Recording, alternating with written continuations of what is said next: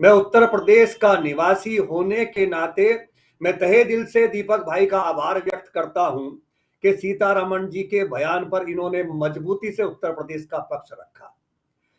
सीतारमण को गलतफहमी हो कि उत्तर प्रदेश इतना कमजोर समान है, आज जिन आका के नेतृत्व में वो वित्त मंत्री है, उनको भी प्रधानमंत्री बनाने का काम उत्तर प्रदेश ने किया है। हमें उत्तर प्रदेश का निवासी होने के नाते गर्व है। हम 1857 की क्रांति से लेकर चंद्रशेखर आजाद तक के क्षेत्र के हैं। चंद्रशेखर आजाद भी हमारे थे और मेरठ की क्रांति भी हमारी थी। प्रधानमंत्री जी को भी हमने ही इस अवसर पे भारतीय जनता पार्टी आज जिस स्थिति में है, ये उत्तर प्रदेश की महान जनता की वजह से है। और उत्तर प्रदेश के राम मंदिर का भी उन्होंने उल्लेख किया है। उत्तर प्रदेश में राम मंदिर हो, चाहे मथुरा में हो, चाहे अन्य स्थान पे हो, निश्चित रूप से उत्तर प्रदेश भारतीय जनता पार्टी के लिए वो उपजाऊ भूमि रही है, जिसने 2 से लेकर 325 तक से पार्टी को पहुंचाने का काम किया है। सीतारमण जी का बयान निश्चित रूप से निंदनीय है और उत्तर प्रदेश की अस्मिता के साथ खिलवाड़ करने वाला है। मैं उत्तर प्रदेश का निवासी होने के नाते वित्त मंत्री के इस बयान की निंदा करता हूं और उम्मीद करता हूं कि भारतीय जनता पार्टी का आला नेतृत्व इस पर गंभीरता से बात करे और सीतारमण जी को कम से कम इससे उत्तर प्रदेश के लोगों से माफी मांगनी चाहिए।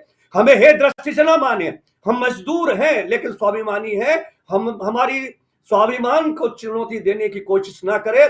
हम बनाना भी जानते हैं, यदि बिगड़ गए तो बिगाड़ना भी जानते हैं, ध्वस्त करना भी जानते हैं। हम निर्माण, सृजन और विध्वंस सब जानते हैं। उत्तर प्रदेश उस धरा का नाम है, इसलिए मैं इस बयान की सीतारमण जी की निंदा करता हूं।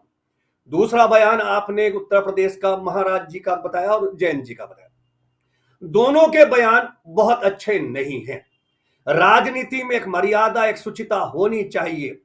महाराज जी ने कहा कि गर्मी उतार देंगे।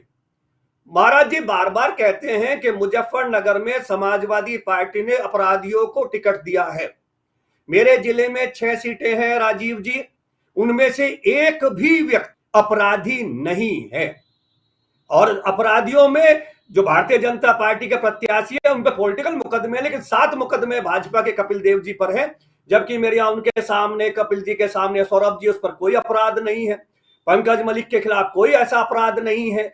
यहां जो अन्य प्रत्याशी चंदन चौहान हो, राजपाल सैनी हो, राजपाल बालियान हो या अनिल कुमार, ये 6 प्रत्याशी हैं समाजवादी पार्टी के, इनमें किसी की भी पृष्ठभूमि अपराधी की नहीं है। महाराज जी मुजफ्फरनगर को रोज डिफेम करते हैं पूरे प्रदेश में घूम घूम के। मुजफ्फरनगर की भूमि ना अपराधी को पसंद करती है, ना अपराधी को राजनीतिक रूप से प्रश्रय देती है। उन्होंने जो बार बार कह रहे हैं कि ठंडा कर देंगे, बहुत विनम्रता से मैं अनुरोध करना चाहता हूं। संत है और संत का हम सम्मान करते हैं। महाराज जी को अपनी उस वेशभूषा का सम्मान करना चाहिए जो वो धारण करते हैं। उत्तर प्रदेश के लोग एक संत के रूप में उनका आदर करते हैं। मुख्यमंत्री के रूप में उनका लॉ एंड ऑर्डर के बारे में जो परसेप्शन है, उसको उत्तर प्रदेश का आम आदमी पसंद कर रहा है। पिछले 5 साल में भारतीय जनता पार्टी के विधायकों के खिलाफ राजीव भाई एंटी इनकम्बेंसी घनघोर है, लेकिन उसके बाद भी एक परसेप्शन बना हुआ है कि योगी जी के राज में प्रदेश में कानून व्यवस्था की स्थिति बेहतर रही है, जो उस एंटी इनकम्बेंसी को कवर कर रहा है। भारतीय जनता पार्टी उसी के नाते मुकाबले में आ रही है। अगर भारतीय जनता पार्टी में योगी जी का परसेप्शन हटा दीजिए तो मैं दावे के साथ कहता हूं उत्तर प्रदेश में भाजपा के खिलाफ इतना बड़ा माहौल है कि अगर 47 सीट वाला स्थिति परिवर्तित हो जाए, लेकिन महाराज जी ने जो परसेप्शन बनाया है, यह निश्चित रूप से पार्टी के लिए बहुत बड़ा काम है और ये विपक्ष को कड़ी चुनौती दे रहा है। इस गठबंधन की जहां तक बात है, जैन जी ने जो कहा कि चर्बी उतार देंगे, जैन जी को भी यह बात नहीं कहनी चाहिए, प्रक्रिया की प्रतिक्रिया है, उनको भी यह बात नहीं कहनी चाहिए। एक मुख्यमंत्री है, एक संत है, उनका भी सम्मान किया जाना चाहिए। महाराज जी को भी इस मुजफ्फरनगर की पृष्ठभूमि को याद करना चाहिए। महेंद्र सिंह टिकैत यहाँ किसानों के एक बहुत बड़े नेता थे। उन्होंने सिसोली में देश के कई प्रधानमंत्रियों ने वहां हाजिरी लगाई, मुख्यमंत्रियों ने हाजिरी लगाई और मायावती जी का शासन था। सिसोली से टिकैत साहब को 72 घंटे बाद गिरफ्तार नहीं कर पाई, आखिर में फैसला करना पड़ा। राकेश टिकैत 13 महीने तक थे महाराज जी के राज में ही थे। महाराज जी ने उन्हें घोषणा की थी बक्कल उधार देंगे, वो लखनऊ में बार बार गए, महाराज जी बक्कल नहीं उधार पाए। बयान नहीं देना चाहिए। राकेश टिकैत 13 महीने तक गाजीपुर बॉर्डर में थे। गाजीपुर बॉर्डर को इंग्लैंड का नहीं था, उत्तर प्रदेश का था, और उन्होंने भी लगातार आंदोलन चलाया। तो महाराज जी को इस तरह की भाषा का प्रयोग नहीं करना चाहिए। भारतीय जनता पार्टी के अन्य नेता हो चाहे विपक्ष के नेता हो, राजनीति में एक सम्मान, एक दूसरे के प्रति आदर का भाव जरूर होना चाहिए। राजनीति को इतने घटिया स्तर पर न ले जाएं कि जो बहुत छोटे छोटे चिरकुटों की तरह व्यवहार किया जाए। राजनीति में महाराज जी का भी सम्मान होना चाहिए, जैन जी का भी सम्मान होना चाहिए, अखिलेश जी का भी सम्मान होना चाहिए, मायावती जी का भी सम्मान होना चाहिए। वैचारिक मतभेद होने चाहिए, विकास पर निर्णय होना चाहिए, पार्टी की नीतियों पर निर्णय होना चाहिए, लेकिन चरित्र हनन करके और इस तरह की टपोरी भाषा का इस्तेमाल करके राजनीति नहीं होनी चाहिए। यह दुर्भाग्यपूर्ण है और एक जिम्मेदार नागरिक के रूप में शायद सभी को ही खराब लगता होगा। आप अपनी पार्टी की अच्छाई बताइए, विपक्ष की बुराई बताइए, लेकिन मैं ठंडा कर दूंगा, गर्म कर दूंगा, ईश्वर के अलावा इस सृष्टि में किसी को अधिकार नहीं है। अब लोग कहते थे मकर संक्रांति के बाद मौसम में गर्मी आ जाती है, लेकिन मैं नगर में हूं, माइनस में टेम्परेचर चल रहा है।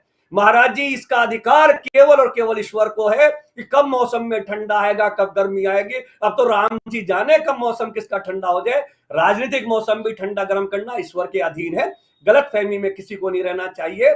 रही अपराधियों के बाद, मुख्तार अपराधी है, अतीक अपराधी है, मान लिया, लेकिन ब्रजेश, धनंजय सिंह, राजा भैया, ये सब देव पुरुष हैं क्या?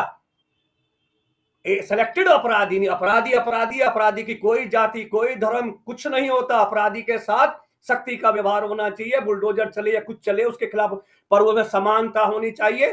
सेलेक्टेड नहीं होना चाहिए। केवल मुसलमान को अपराधी मानकर अपराध उसके खिलाफ कार्रवाई हो और हिंदू अपराधी हो उसको अपराधी ना माना जाए, ये बहुत अच्छी बात नहीं है।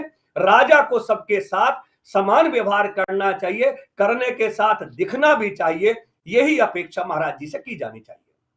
बहुत सारी बातें, सम्मान की बात है, सम्मान होना चाहिए, यानी राजनीति में सब अपने अपने हिसाब से। लेकिन यहां चाहे केंद्रीय वित्त मंत्री निर्मला सीतारमण की भाषा सुनिए, उसके बाद सीएम योगी आदित्यनाथ की भाषा सुनिए, चाहे गृह मंत्री अमित शाह की भाषा सुनिए, चाहे प्रधानमंत्री नरेंद्र मोदी की भाषा सुनिए, माफ कीजिए, ये तमाम लोग जो हैं जिस भाषा का प्रयोग कर रहे हैं, और आज ये लोग शासन कर रहे हैं इस देश में, राज्य में, और इसके अलावा दूसरी तरफ चाहे जयंत जी अनिल जी कुछ।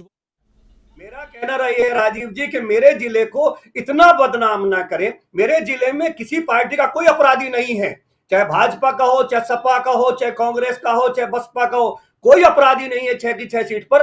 कृपया अनुरोध सभी राजनेताओं से, मेरे जिले को बदनाम ना करें। यहां कोई अपराधी नहीं, कोई गुंडा नहीं, किसी माफिया को यहां किसी पार्टी ने टिकट नहीं दिया। पार्टियों को कम से कम मेरे जिले को